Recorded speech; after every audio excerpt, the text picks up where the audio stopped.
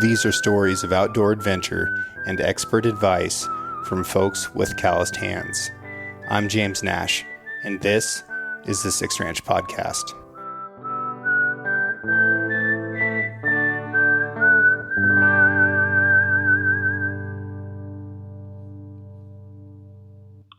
I got my first trail camera when I was 10 years old. It took 8 D-cell batteries and had a roll of film, and I set it up on a dead cow to see what would come in on it.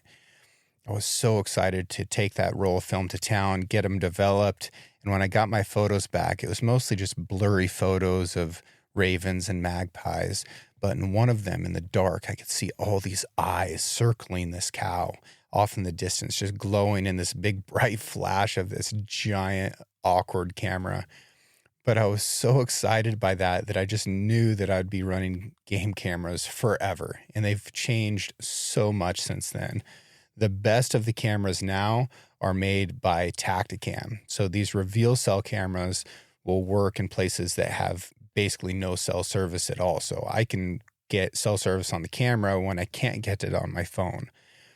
They have live view. They've got active GPS. So if a bear packs my camera off, I can find it again. Or if I forget about it, definitely have done that.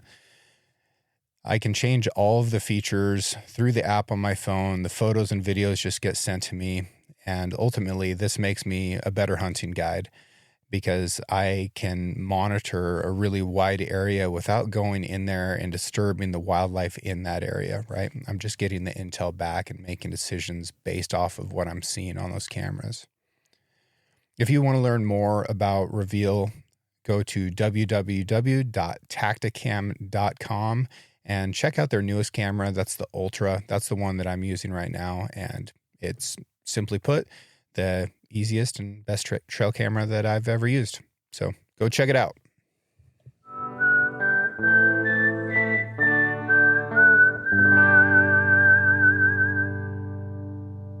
When you're engraving, is most of that done under a microscope or are you starting out without it? So there's a difference. Like Western engravers, which that's kind of what I am, is like a cowboy. We do things rough, right? We're just like hammer and chisel rough. Mm-hmm. When you get into the like fine engraving, then you'll use more of a microscope. You'll use because you're working in little areas. Like when you're doing gun engraving, when you're setting stones, when you're doing the like legit tiny things, you're under a microscope 24/7. So when I'm setting stones or I'm doing something little, when I'm going around tiny letters or something, I'll use my microscope.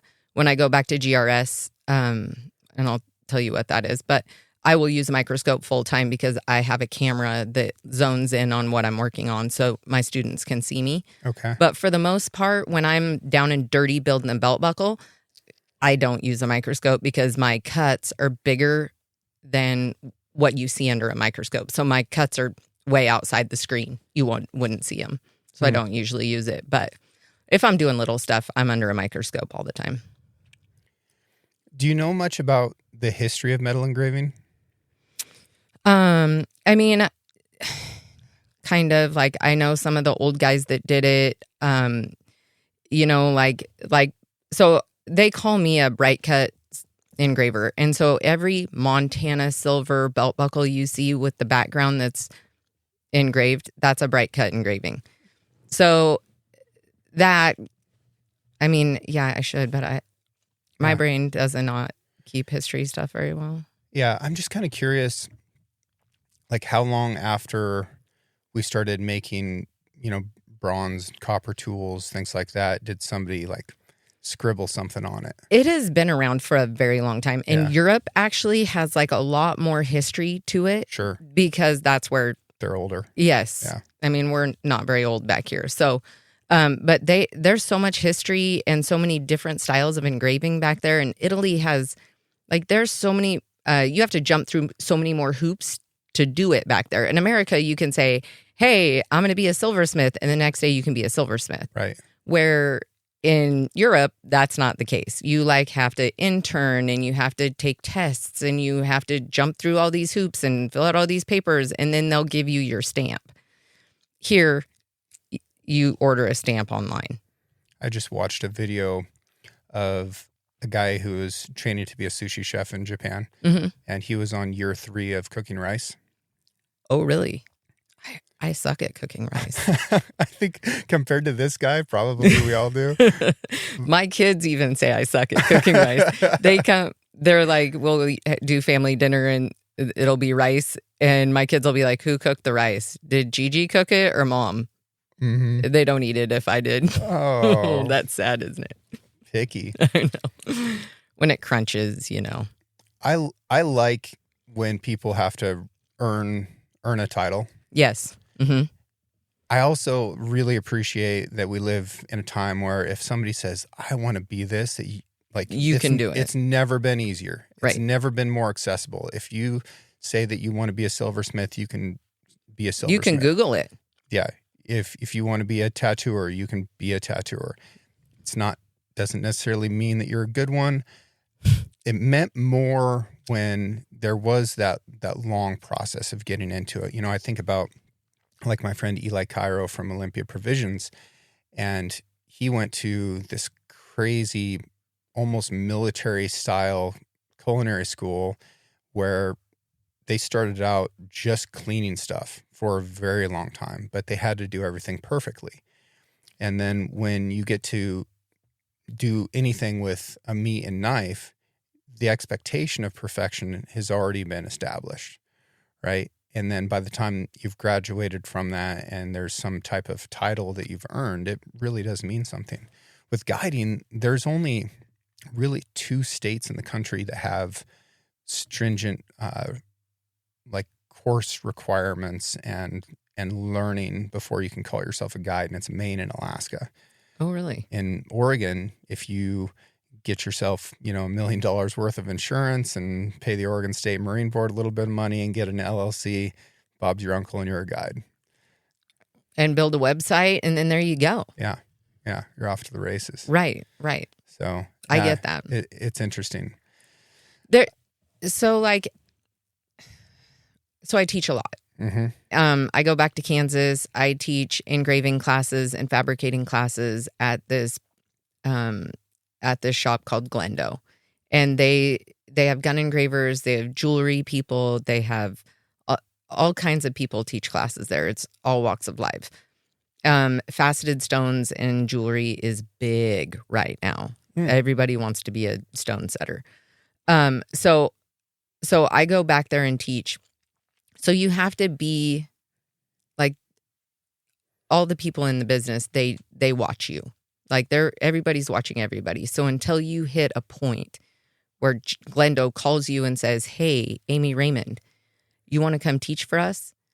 I didn't think I had made it until that day. That day I was like, okay. That was your moment. That was kind of my moment. Yeah. I was like, I'm legit now. Wow. I can do this. Congratulations. Well, I mean, but then you can't quit, right? Like you got to have goals. I got goals.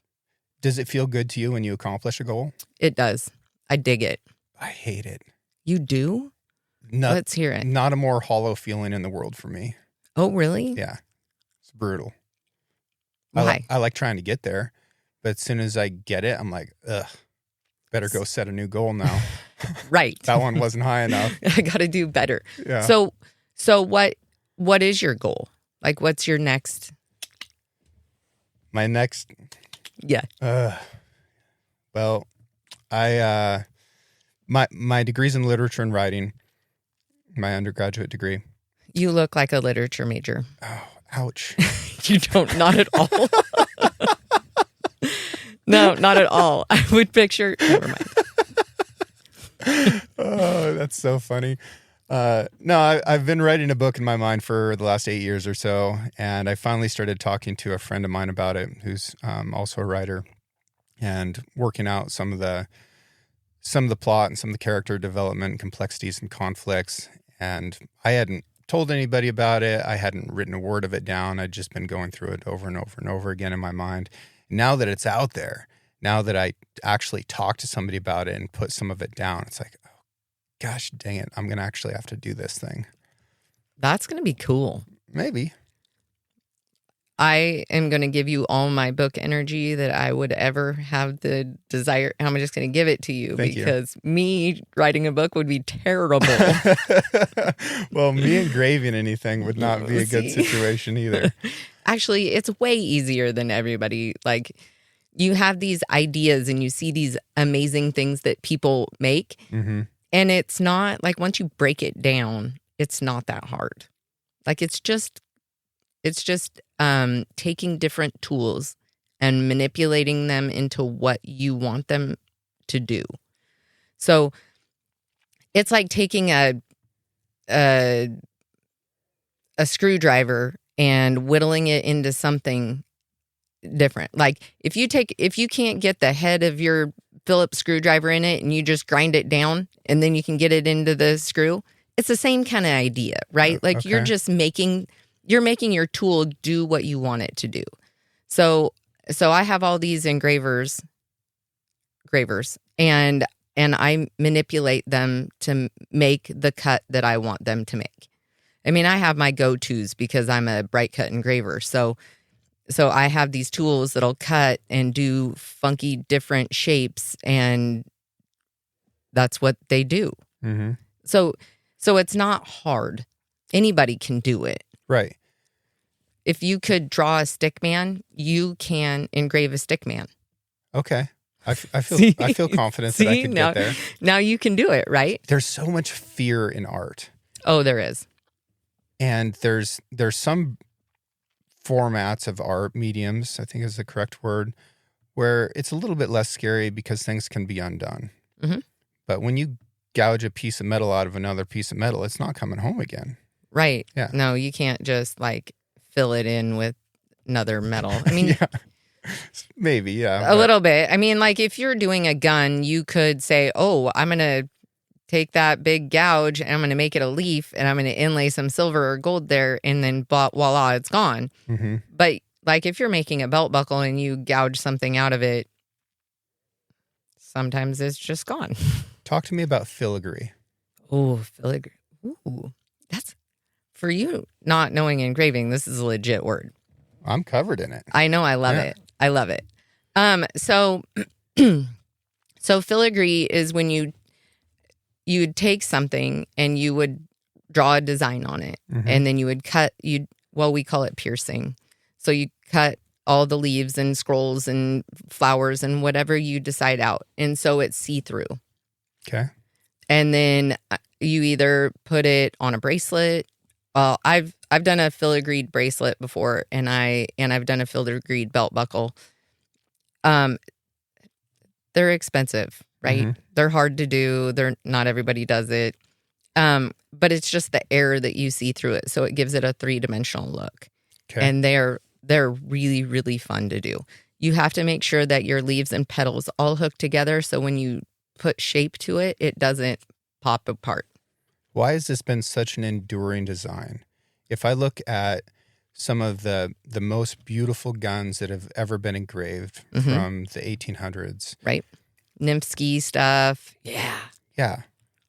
Holland and Holland. Like Mhm. you can kind of go down the list, especially of these great British gun makers, because there was in I think 1870s, there was this golden age of shotguns that came along because British royalty suddenly decided that they wanted to go hunt pheasants. Mm-hmm. And because of that, the smiths in London started making expensive guns. More expensive, the more better. And Right. you had, craftsmen who were making every part perfectly, and then they were making pairs and braces of these shotguns that would all be identical. So you would get a brace of shotguns that were serialized numbers 1, 2, and 3. Every single part, everything would be exactly identical, and there'd be a shooter and a loader. So as these birds would flush over the top of you, you would shoot both barrels of your gun, hand it to your loader. He would hand you a loaded shotgun. If you had 3 guns, you might have 2 loaders. And some of the best shotgunners at the time could have 6 dead pheasants in the air at the same time because they were so efficient. It's such a good team with their loaders. But the engraving that went into making these guns beautiful, in addition to this premium walnut and everything else, right down to the actual shape and aesthetic of the gun, it just elevated it to this extremely high level. But if I take those motifs and the types of engraving that were on those guns, they still occur on a rodeo belt buckle at the Pendleton Roundup today. Right. That's amazing. Right. Like, why has this design, these shapes, why has that endured and crossed so many boundaries over centuries? Well, that's a really good question. I mean, it kind of makes me think of today. So in the silversmithing industry, there's a lot of people that get angry about copying. Like, I engraved this necklace, right? And it looks just like this girl down the road's necklace. But at the end of the day, it's metal. Mm-hmm. And there's only so much you can do with it. Right. And there's only so many different directions you can go.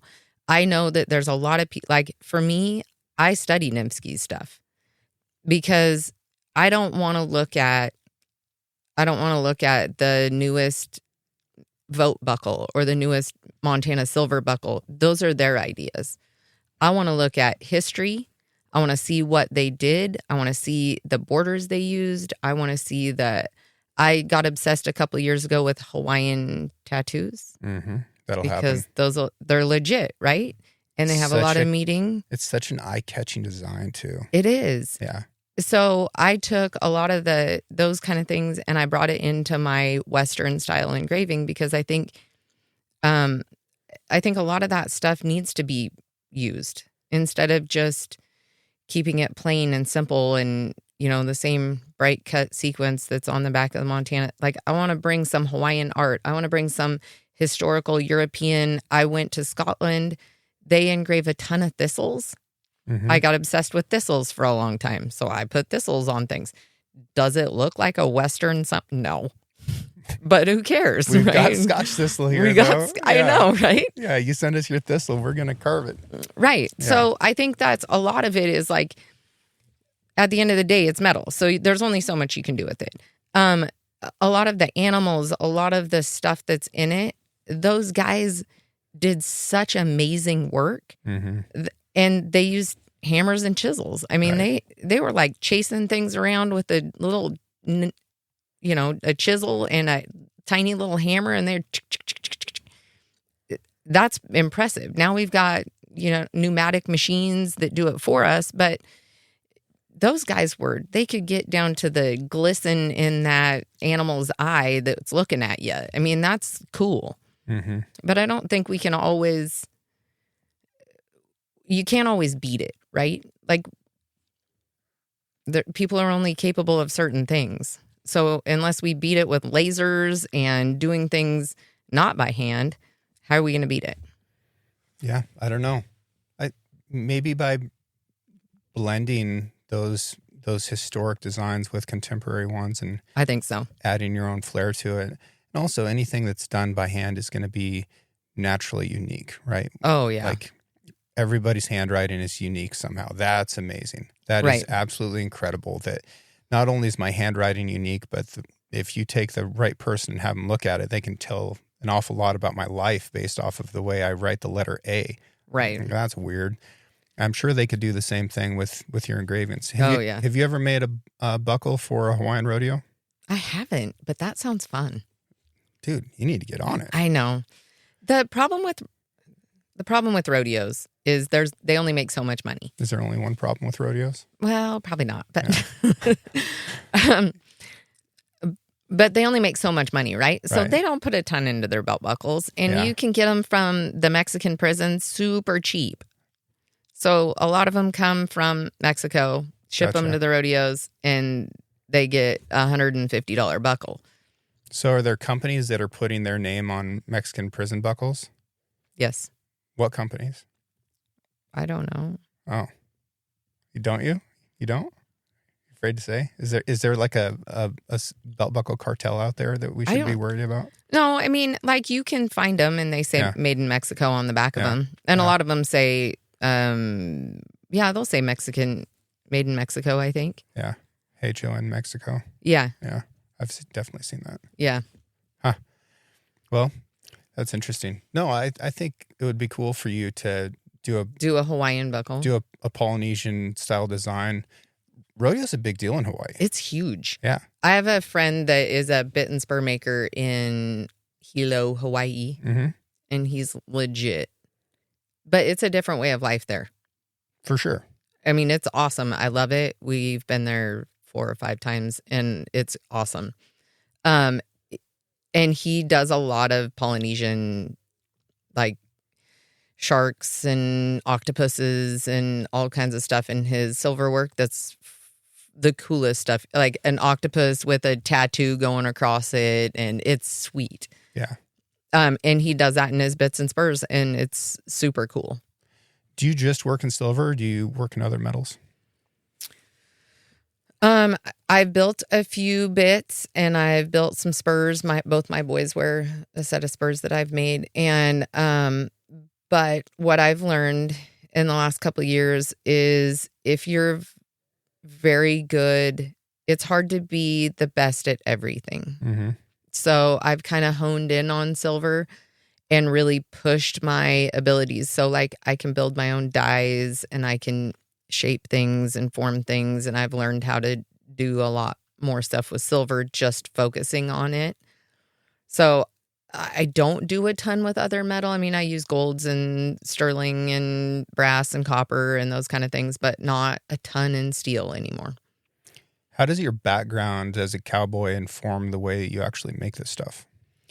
I think it helps a lot. Like when you're doing headstall buckles and you're doing saddle silver and you're doing stuff like that, for me to be from a ranching background, it really helps in forming things, because you don't want a headstall buckle to be poking the eye of the horse when the person's riding it. I do a lot for the Pendleton Roundup Court.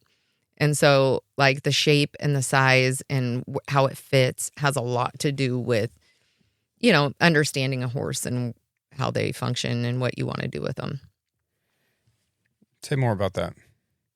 Like you've got this functionality piece, so that's how it's being worn on the animal and used, but you've also got to make it look right. Yeah, you've got the artistic part of it and balance and like so if you lay out a piece and you have a brand on the left side and you have nothing on the right side, you have to make a piece balanced. So you're going to either have to add some flowers on the right side, or you're going to have some funky things with scrolls to like even it out, because it's heavy on one side versus the other. So I always try to do like a cluster of flowers or one big flower or something that's going to not draw the eye away from the brand, but like add some balance to what you're doing. Does that make sense? Mm-hmm. But also like when you're doing headstalls, you don't want just a big, like a 5-inch concho at the top corner and then nothing anywhere else. Yeah. I mean, you got to kind of like balance everything out. You've got to have some silver somewhere else, or you got to like lessen the 5 inches to 2 inches and then do another little concho somewhere else to kind of keep you don't want the horse just packing its head around with that huge concho on the side. So right. Just keep an eye on how things are flowing.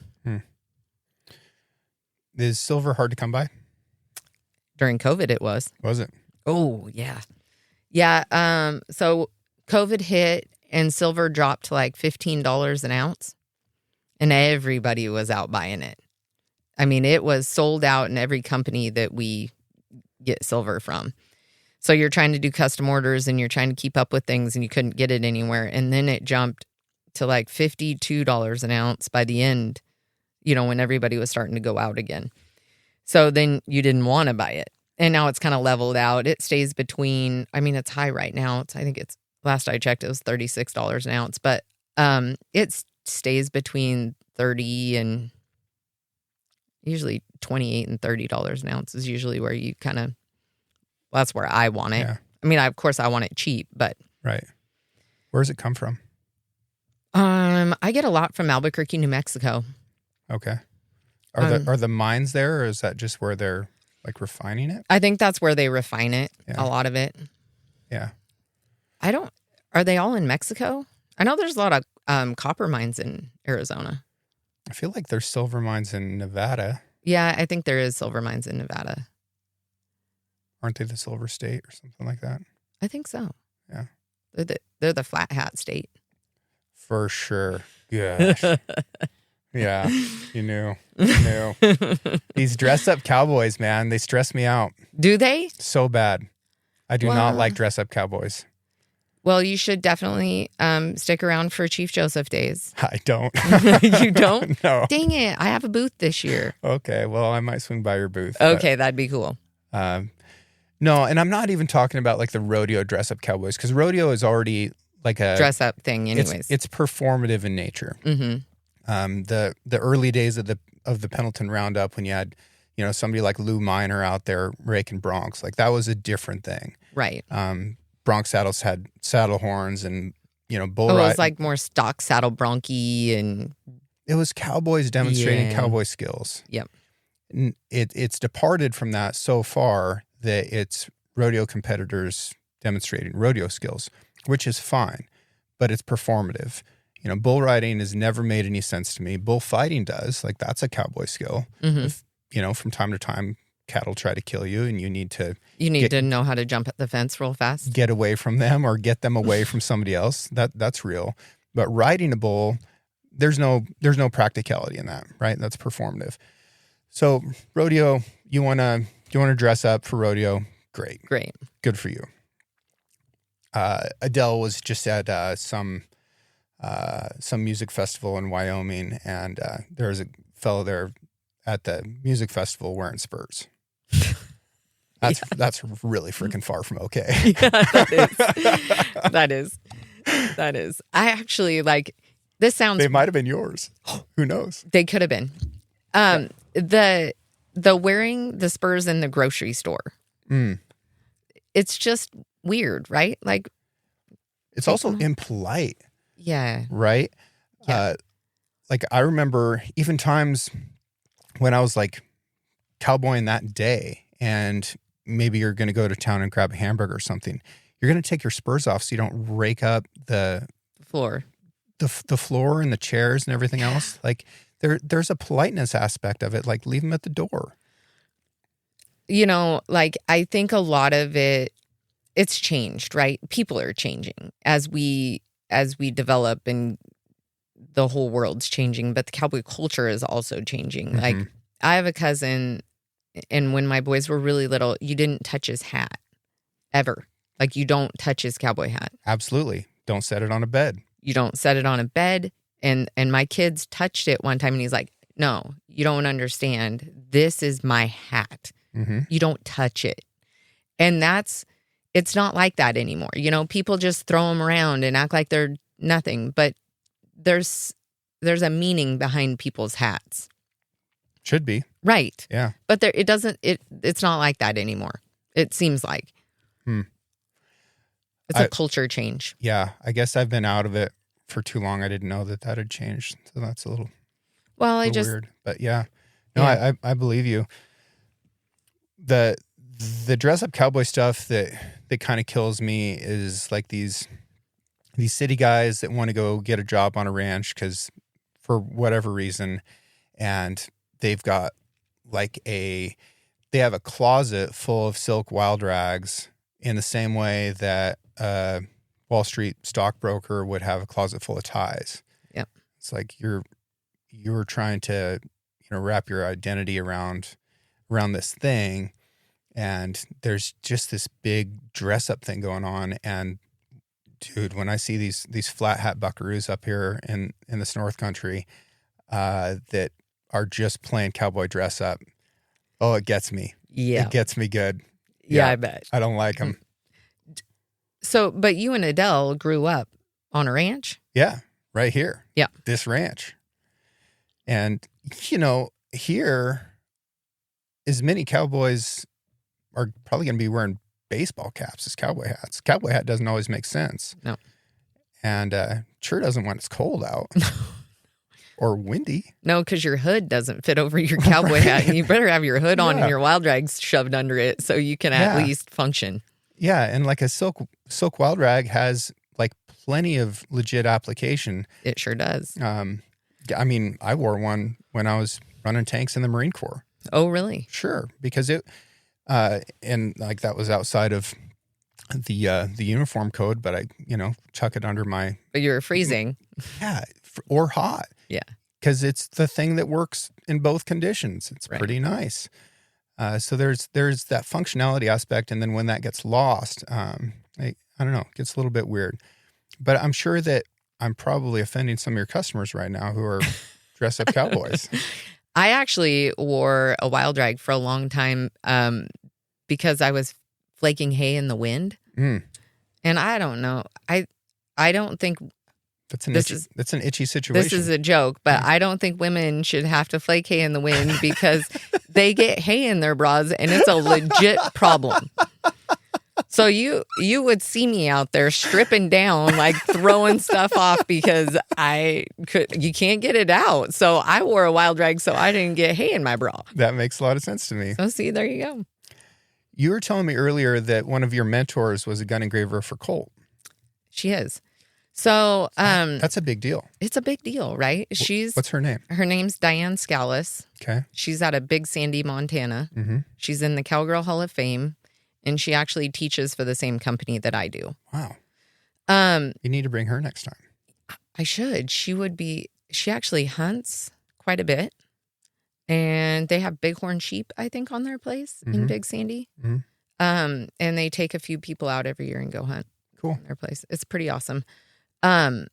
So I believe, and when I sit down and teach, that that people go through, like, you learn and you're like in this incline and you're learning, and then you hit this plateau and all of your stuff starts looking the same, right? Like my engravings looking the same, my stuff's, and you're fine. You're coasting on this level.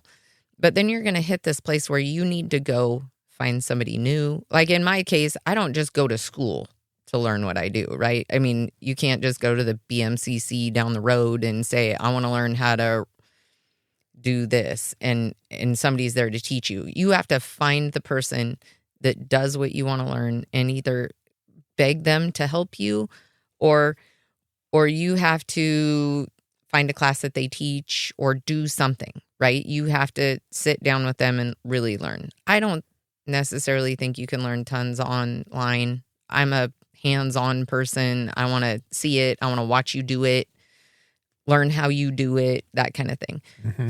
So you hit these plateaus and then you got to find the next person. So then you start climbing again and you're learning and learning, because once you've learned from this person, you can go home and manipulate it to your own stuff. I can go home and say, okay, well, I have this press. I don't have the 50-ton huge press that's going to push mountains through silver. I have a 12-ton or a 12-ton press. It's a little thing. So how am I going to manipulate my tools, or what do I have to do to change my tools to make them do, like, build a flask or build this box, or how am I going to make my stuff do it? So then you're climbing because you're learning, you're manipulating your stuff, you're doing, and then you're going to hit a plateau again, and you're going to say, all right, this is cool. I'm doing great. And you do that for a long time, and then you're like, it's all looking the same again. Now what?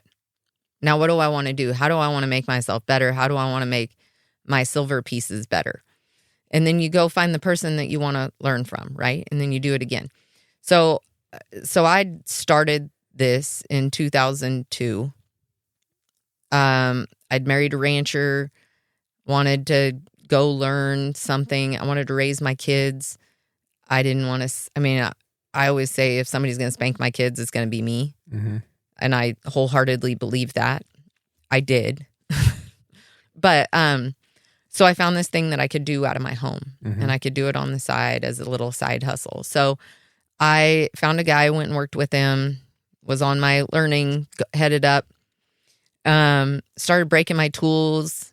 I didn't know how to fix it, didn't know what to do, didn't understand why things were just they look good, right? But they're not what you have in your mind. Like, you just have this better, yes. I gotta be better. I want to be better. So I found this lady. I called her. I started cold calling people because that was like pre-internet, really. I mean, it was dial-up, took 5.5 hours to get online, sat there for hours. So I started cold calling people, and I'd went on the Glendale website. I saw that she had taught, and I just called her and told her my story. And she tells the story now that she just felt bad for me. So she let me come, but that's really not it. I think it was my wonderful personality. So I started going to her house and hanging out with her for a couple days at a time. And I'd go there and she'd teach me how to cut, teach me how to bright cut, teach me how to make it better, teach me how to take. So bright cut's a scroll, right? And it's just like a seashell, right? That's the scroll, is the seashell shape. Mm-hmm. So she would teach me how to make everything flow and how to make things go. And then you're up on your incline. So every time I went and worked with Diane, she would push me on this incline and I would learn. And then you just keep, she's this really impressive lady that can lay out scrolls so they make sense and they come in and out of each other, and they're bright and beautiful and everything's perfect. I don't know how she does it. And then she decides that she wants to start this other type of engraving. So she starts flare cutting, and you'll see it on a lot of like 1911 guns. There'll be some like floral-y stuff. Yep. It's freaking cool. And then she decides that she wants to learn how to cut silver like leather. So she wanted her silver engraving to look like leather tooling. So then she does that. She's graduated from Montana State, I believe, with a nutrition. She's like a beef nutritionist. Mm. So she graduated college, went and worked at a feedlot, started doing that. Wanted to have kids. So she started doing something different. And her and her husband started out building bits and spurs together. And they did it for a long time. They traveled all over the trade shows and did all that stuff. And she worked with some of the old time guys that did it for 100 years. And then she has been engraving for, I believe she engraves for Kilimanjaro too. Rifles out of Montana, correct? I don't know them. And she also does engrave for Colt quite a bit now. That's and awesome. They send her a gun, and you have to like jump through all these hoops to be a Colt engraver. Yeah. It's pretty legit. It's a big deal. Mm-hmm. It's a big deal. And Colts have been getting engraved for a long time. I think the first Colt revolver patent was like 1834, 1843. Really? That was a long time ago. And yeah, those were probably some of the first engraved guns in the U.S. I need to learn more about that. That's obviously, I do too. Yeah. It's I don't know. It's so cool. I used to work for a really big gun company, and we were making rifles that were wonderfully functional at a great price point. They're accurate, and we could get them to fit all kinds of different people. Ugly as sin, and continue to be just one of the most unpleasant guns to look at that you'll ever see. I'll show you one when we go outside. And they're asking me like, well, what can we do? What can we be doing better? What can we do differently? I was like, well, why don't we make a gun that's beautiful? And it was completely off of the table. Really? And it was a little bit sad for me because the guns that I grew up with were beautiful. Mm-hmm. Some of them more so than others, but I was around a few rifles and a few shotguns growing up that were so pleasant to look at and also worked really well. And when you can combine those two things, there's just nothing better for me. And that's what I love the most about blue collar artists. And they're always my favorite people. Are blue collar artists. Like if somebody can oil paint and run an excavator, right, we're besties. Right. And I'm fortunate to know a few of them, and I've had those people on the show, and I love them a lot because I think they just have the most powerful brains on the planet. But yeah, it was completely off the table to make a beautiful gun, and the United States just doesn't really do it much anymore. No. Well, people don't want to spend the money. And it is expensive. Yes. Yeah. That But doesn't come for free. It doesn't ever lose its... Yeah, I mean, you're never going to lose any money on it, in my opinion. Like, you get the right person to engrave your gun, it is just going to increase value. Sure. I mean, especially somebody like Diane, right? Like, you get somebody like that to cut on your gun, you're not going to lose money on it. It's going to increase value. So how hard must your tools be to be able to cut into some of these tougher metals? Sorry. So some of the guns you cannot engrave because they're so hard. But there is like, I have a gun that I started engraving a U-Birdie 44 a long time ago. Actually, Diane's husband bought it for me and he's shipped it. It's still in pieces. I started it 5 years ago. No, not at all. Okay. So you can buy guns that are engravable and you can buy guns that are unengravable. And I do know that there's quite a few that are unengravable, but especially like those old ones. Like she engraved a Winchester. What is it? It's beautiful. So she engraved the whole thing and then she had it coated in silver. So then they put like a thin layer of silver over the top of it, but it like goes in all the engraving and everything. Oh, it's gorgeous. Yeah. It's all over the internet. Right. So it's amazing what they can do, but they're just going to increase value. Right. I don't think people understand that it's like a investment. It's a cool investment that looks really good on your wall or hunting with it. What are some kind of off the wall things that you've engraved? Ooh. So I am not just an like I like to build the things, right? Okay. Because I'm into the mechanics of it. My goal is to have two women pass each other at a rodeo or somewhere and like have the idea that I've made their jewelry, but not know that I've made their jewelry. Does that make sense? You're trying to start fights. I'm trying to start fights. Yeah. Yep. I'm like, oh, what's that? Well, I want those. I don't like really making the same thing twice. I do make some things like I make these stud earrings that everybody, just the like go to wear everyday earrings. I have some of those. I make lots of those because they're great everyday stuff. I love making one of a kind, funky earrings that move and shine. Okay. I believe that if you want something to be seen, it either needs to move or shine. So it's got to be eye-catching. You know, like this lady's standing on the side and you're going to see her jewelry because it moved and caught your eye, or something reflected and it was shiny and you got it. So that's my goal. I want to two women walk by each other. They can fight. I think that'd be really cool. But they don't have to. Okay. But that's a goal. But they're going to think about it. Yeah. She's going to think about, I kind of wanted those. Have you seen this happen yet? No. Okay. I haven't. I feel like we could set this up. I think we could. Yeah. A little bit of social engineering.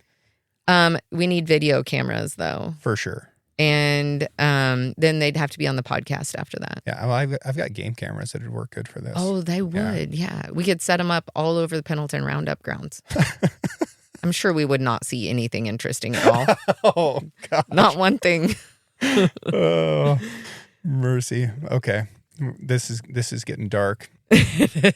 Sorry about that. When you get a customer reaching out that says, hey, I want some cool earrings. Are you thinking about... I had a blonde girl reach out to me the other day that said that. Okay. She looks kind of like you, a little bit shorter. Yep. Yeah. Okay. Copy. I think I know who you're talking about. The Cricket Wrangler. Are you thinking about stuff like the shape of their face? Are you thinking about the angle of their earlobes? Anything like that for like what you're actually going to recommend or construct, or are you letting them kind of drive the bus towards that? So usually women want their own feel to it, usually speaking. So what I'll do is I'll say, okay, so is there something that you have seen that you like? And then I'll have them send me some pictures. And then Straight out of Pinterest. Generally, yes. Yeah. I try not to have them send me, I try to have them send me stuff of mine because I don't want to step on anybody else's toes with copying, although I'm not good at, my stuff is generally, if they send me something over here completely left, I'll send them something completely different than what they thought. Yeah. But I try to take what they want, the size, how long they hang, that kind of thing into account because I think that's important. Some girl with a really short neck, she doesn't want these big, huge 4-inch long earrings, but a lady with a really long neck, she's going to want 4-inch long earrings. So I'll kind of take those things into account. And then I always try to make something move. I want to make hinges. I want to make dangly things. I want to make something funky, different that you have not seen. Yeah. I like it. Yeah. Kind of get obsessed with it a little bit. No, It gets a little unhealthy. Does it? No. That sounds healthy. No, I like this. My mind goes towards the way animals interact with stuff like this when you talk about that. It sounds a little bit like you're trying to catch a cat or a fish or, but movement is so critical to the way human eyes work. Mm-hmm. It's so critical to the way human eyes work.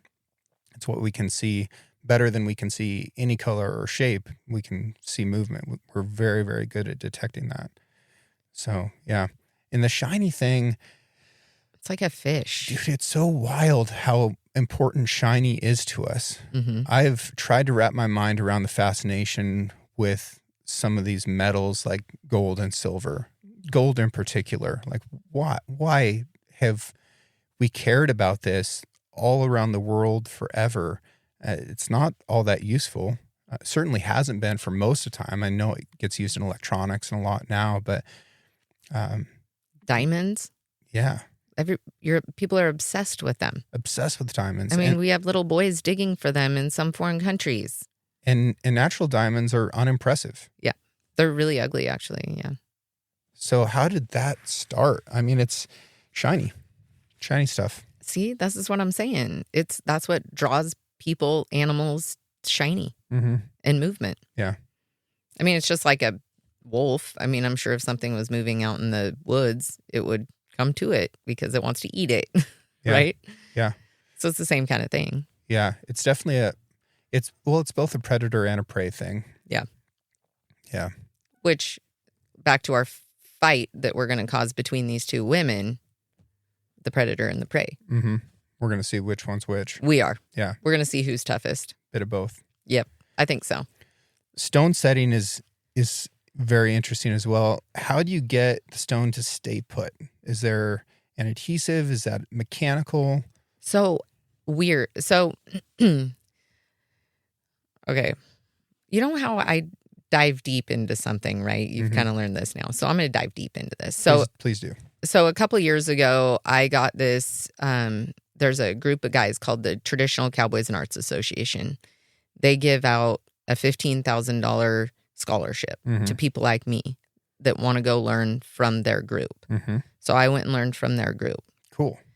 And it was awesome. I went to Texas and worked with a guy named Wilson Capron. I went to Canada and worked with Scott Hardy. I went to Arizona and worked with Bo Compton. The best of the best. Mm-hmm. So I did that in 2023. And then 2024, I thought, what am I going to do now?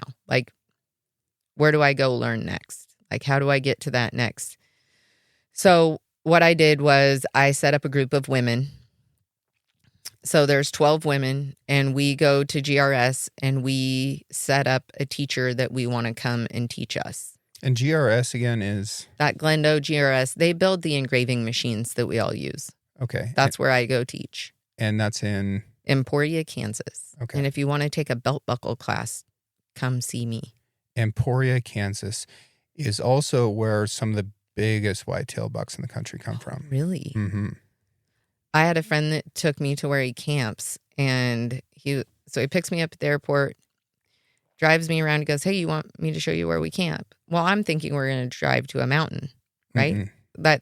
But that's what we do, right? We're in Right. Oregon. You drive to a mountain, you go camping, there's a creek, you go Yeah. fishing in it, you eat. He drives me to this lake off the freeway. And I said, where's the mountain? He goes, well, this is where we camp. I said, well, what do you do? Hike? Yeah. You're not hiking up anywhere. Uh-uh. It's very funny. Yeah. No, how do you even describe a mountain to somebody from, You don't.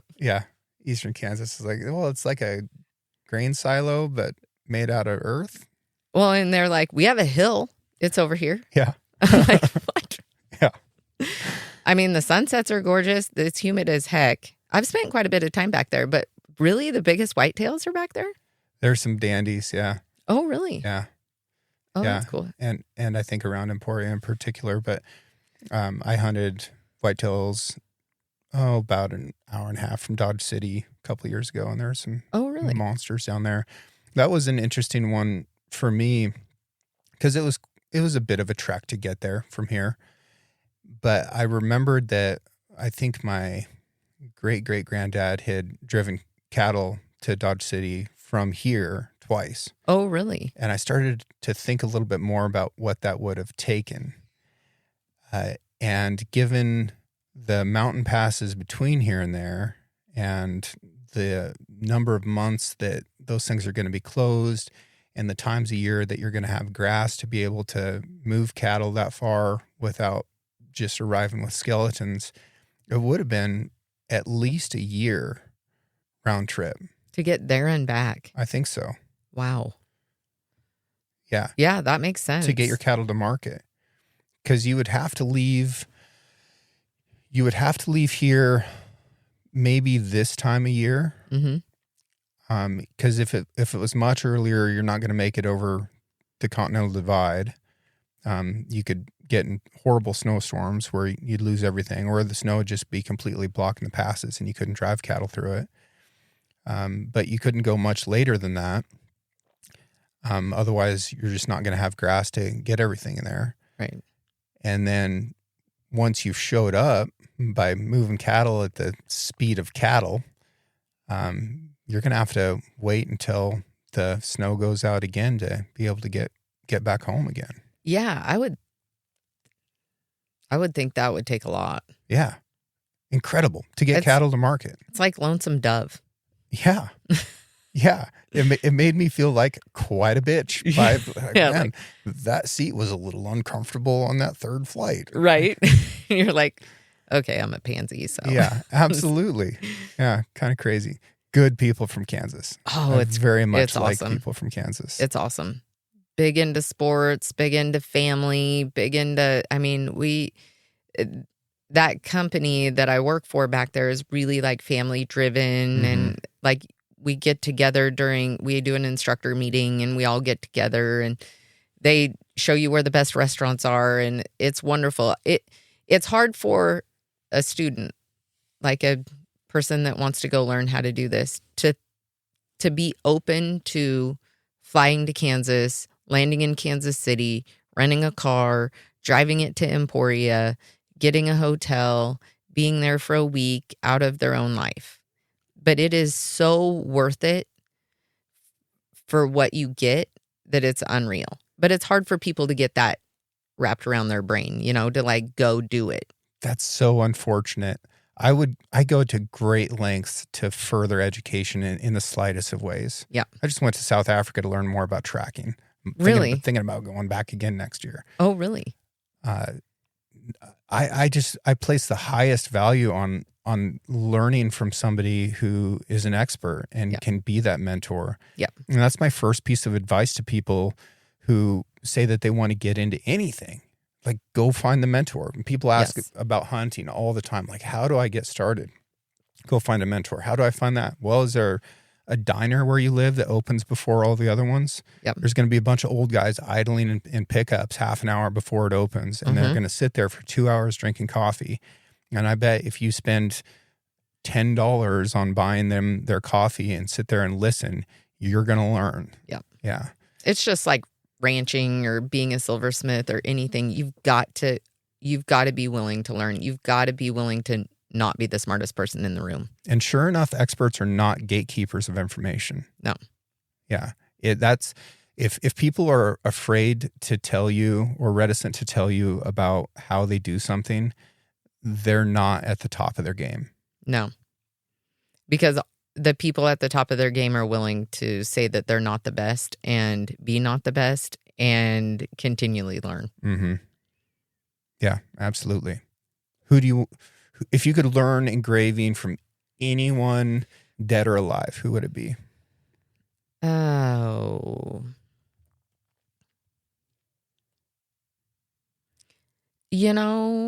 I kind of think so. There's this guy named Sam Alfano, who is one of the best engravers. And actually I have a class set up. What I was talking about earlier, but I have a class set up to go learn from him this year. And I'm really excited about it because he's not only an amazing engraver, he's an amazing designer. Mm. Does that make sense? So No. all of our stuff is... Parse that out for me.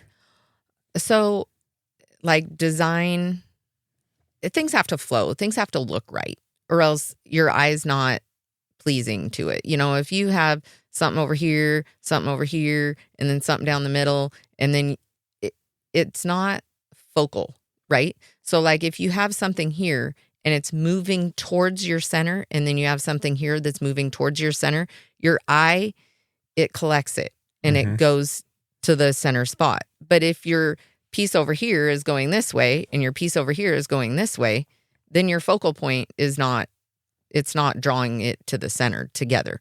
So a design has a lot to do with what we do. Even numbers are hard on your eyes. Odd numbers are more pleasing for some reason. I don't know why.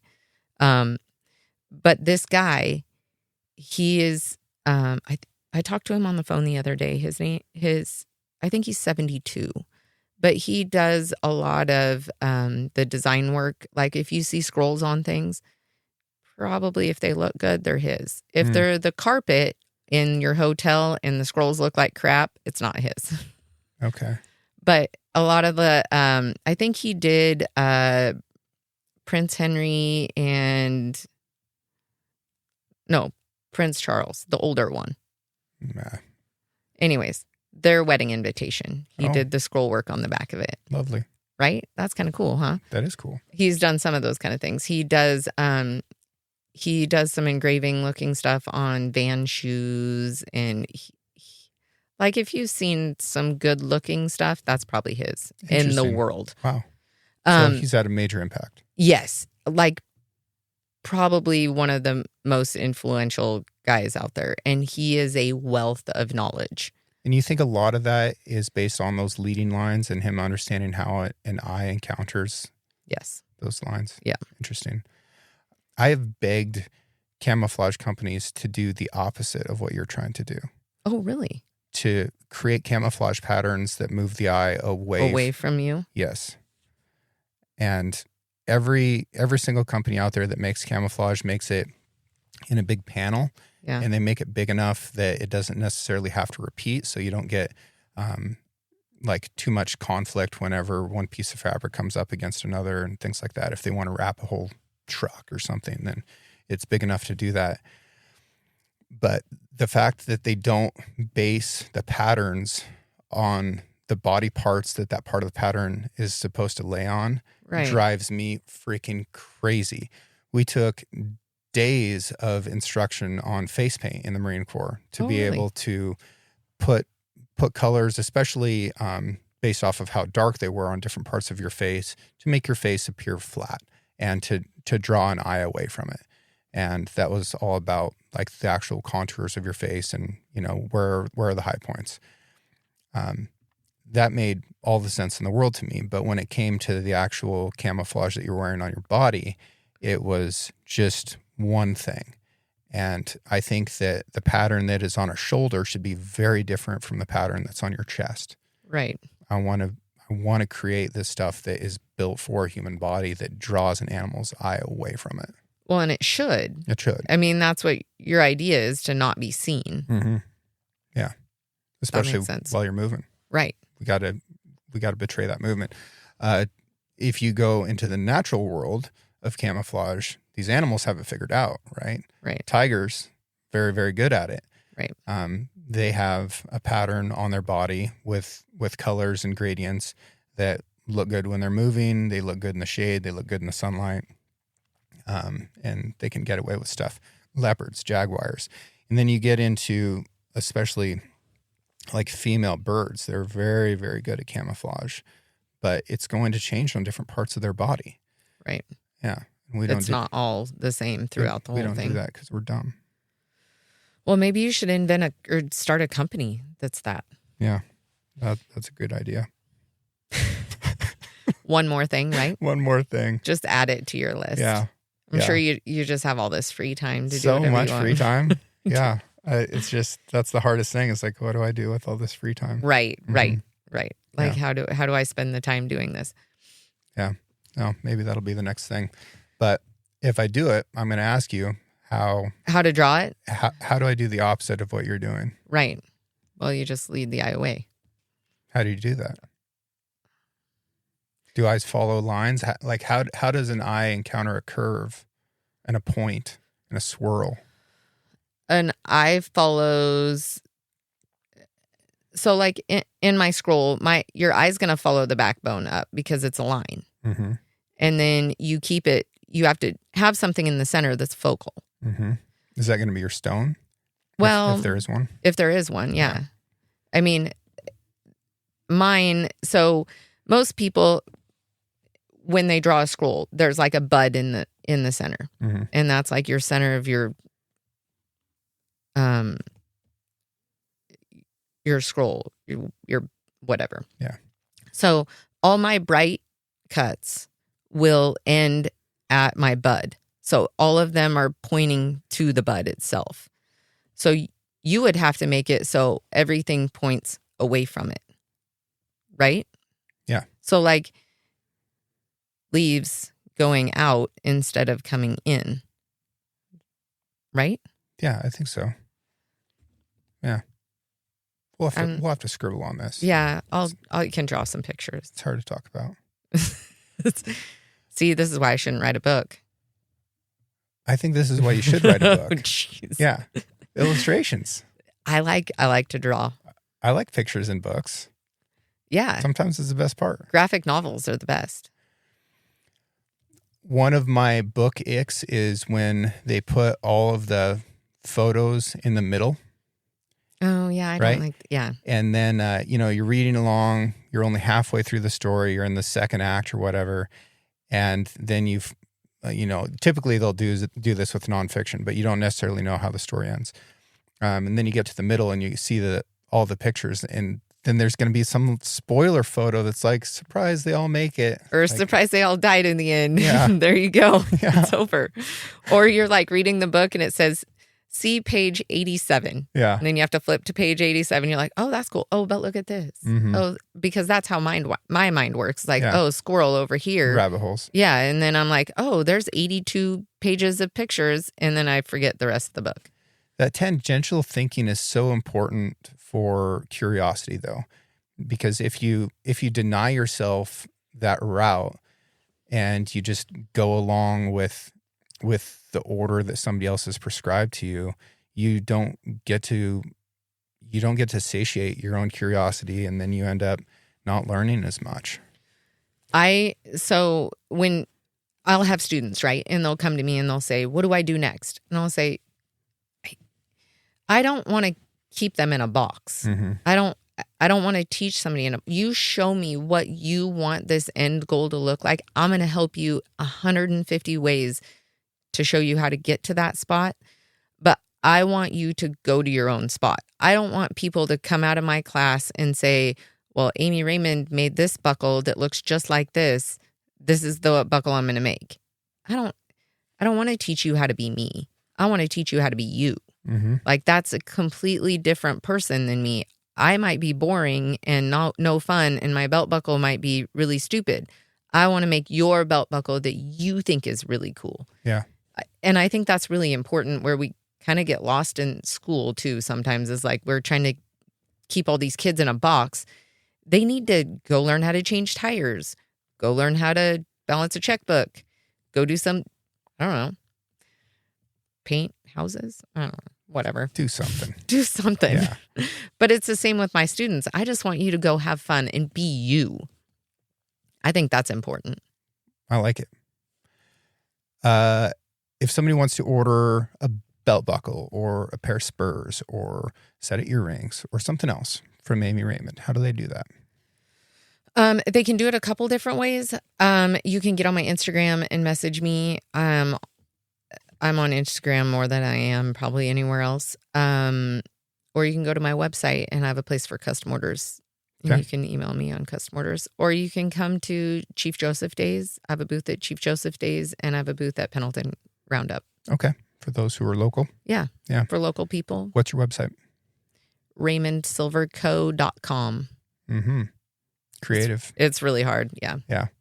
It's kind of like a Six Ranch podcast. Six Ranch Outfitters and the Six On the Ranch Six Fly Ranch Fishing.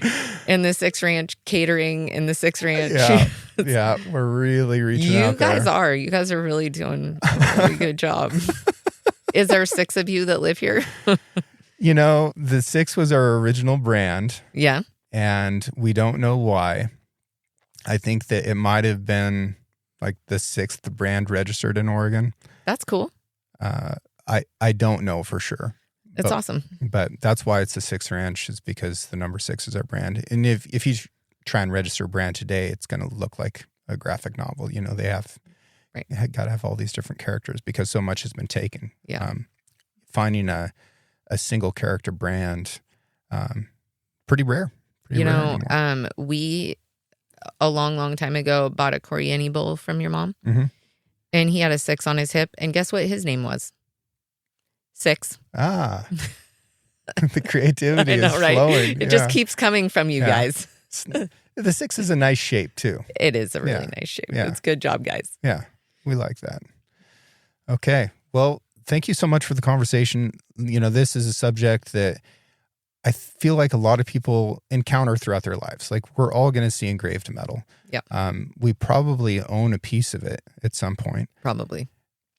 But it's just another thing that we don't know anything about. We don't know anything about the people who made it, how hard it was, or if you want to have something that is bespoke and, made for you by a person that you care about who's doing a good job. Like, this is the direction that you should go to get it. Yeah. Get a hold of me. Yeah. Love to do it. Cool. It's awesome. Yeah. What about taking classes from you if somebody wants to level up their game? So if somebody wants to level up their game right now, I have a belt buckle class back at GRS. It's in the end of October, and I think there's 4 seats left in it. Mm-hmm. I also teach at Pendleton Cattle Barons during Pendleton Cattle Barons sometimes. I teach out of my own studio. I have students. I have a student next week, and then I kind of have a break because I have booths, because I'll be here the 22nd through the 27th, and then Roundup. And so to get enough stock, I can't have students. So then I think I have one in December, but I have students every couple months in my own studio, and then I do GRS. Is it always in person, or can you do stuff remotely? I try to do it in person. Yeah, it's better. Yeah, I just think, then they get to hang out with me, which is really number one. Right. That's like the coolest part of the whole deal. Right. And then, but I think I like to teach in person too. I like them to know how terrible my personality is once they get there. This is bad, guys. They hear the door lock. Right. You're stuck. I love it. Do you want me to tell Adele now that you're cooler than she is, or should we wait till I'll wait till after dinner so she doesn't spit in my dinner? Good call. That's a good call, isn't it? Good call. Yeah, for sure. Okay. Well, thank you so much. And I encourage folks to reach out to you. And I'm going to do a little bit more research on this gun engraving thing. So the next time we talk, we can I'd love to come back. Dive into that a little bit better. Yeah, let's do that. I can too. I know quite a few people that do this. So yeah. I just need to have more knowledge about it. And maybe I'll finish my gun. That would be a good idea. Sure. Might as well. I mean, yes. What am I waiting for? I don't know. I don't either. Mercury did not be in retrograde or something. Yeah, that could be. Christmas. That's a good one to wait on. I like Christmas. Sure. Okay. No, it was wonderful. Thank you very much. Yeah, thank you. Bye, everybody. Thank you to everyone who has taken the time out of their busy lives to write a review for the show and share it with their friends. I'm extremely proud of how intelligent, engaged, and adventurous this audience is. Original music for the Six Ranch podcast is written and performed by Justin Hay. Art for the Six Ranch podcast was created by John Chatelain and digitized by Celia Harlander. Thanks for listening, and we'll see you again next week.